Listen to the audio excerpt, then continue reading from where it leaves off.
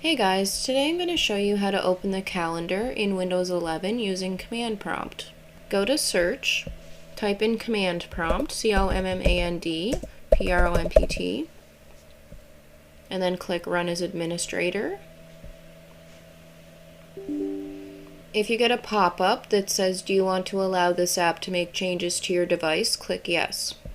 Now type Start, S-T-A-R-T, space, Outlook, O-U-T-L-O-O-K, Cal, C-A-L, colon, and press Enter.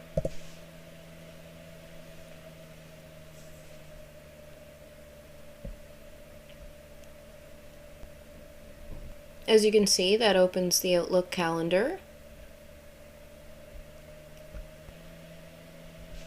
That's how you open a calendar on Windows 11 using Command Prompt. And I'll see you guys in my next video. Bye for now.